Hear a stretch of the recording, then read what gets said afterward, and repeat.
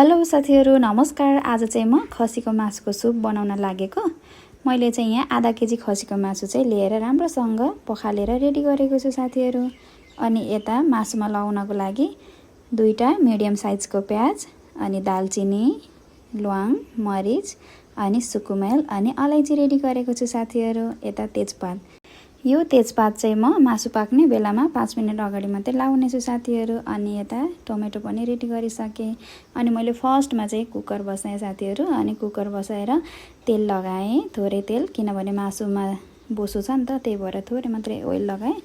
अनि यो खरिएपछि मजाले मसलाहरू लगाएर सबै मासु पनि लगाएर भुट्ने। अनि म चाहिँ नुन पनि लगाउँछु के अगाडि नै। नुन लगाएपछि चाहिँ यो जति पनि मासुमा पानी हुन्छ नि त, त्यो पानी चाहिँ मजाले सोसेर निकाल्छ। अनि नुन बेसार अगाडि नै लगाएर राम्रोसँग भुट्छु। जबसम्म मासु रातो हुने गरी खरिँदैन तबसम्म म चाहिँ यसरी नै छोप्दै भुट्छु साथीहरु। हुन त अब आफ्नो आफ्नो तरिका हुन्छ पकाउने, म चाहिँ यो तरिकाले पकाउँछु। अब यतिको भएपछि चाहिँ पानी मजाले सुक्खा भयो नि त साथीहरु। अनि अब रातो रातो खरिँदैछ। अब यतिको खरिएपछि चाहिँ म अदुवा र लसुनको पेस्ट चाहिँ लगाउँछु साथीहरु। अनि यो लगाएपछि यहाँ धनिया र जिराको पाउडर पनि मैले रेडी गरेर राखेको छु। यो चाहिँ मैले घरमा आफैले बनाएर राखेको। अनि यो पनि लगाउँछु। अनि यो लगाइसकेपछि राम्रोसँग भुट्छु एकछिन, अनि 2 मिनेट जति। अनि त्यहाँदेखि छोप्दै अनि टमाटर पनि लगाउँछु।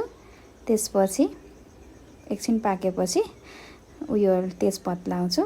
अनि पानी, अब खसीको सुप बनाउँदा चाहिँ मनतातो पानी लगाउँदा अलिक टेस्टी हुन्छ साथीहरु। यो चाहिँ मनतातो पानी हो। पानी चाहिँ अब आफूलाई जति आवश्यक पर्छ त्यति लगाउनु होला। मैले चाहिँ 2 बटुको लगाएँ अनि छोपिदिएँ। अब सिटी लाग्दैछ साथीहरु।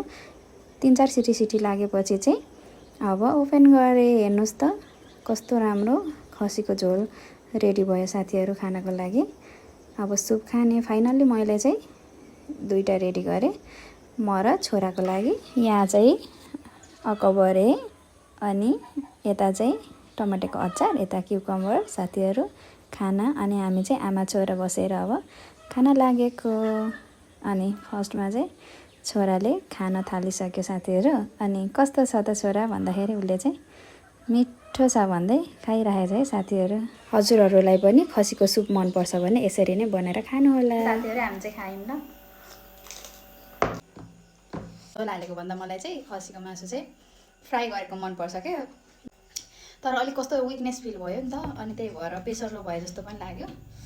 अनि मैले चाहिँ खसीको मासु ल्याएर झोल हालेर बनाएको साथीहरु खाँदैछु।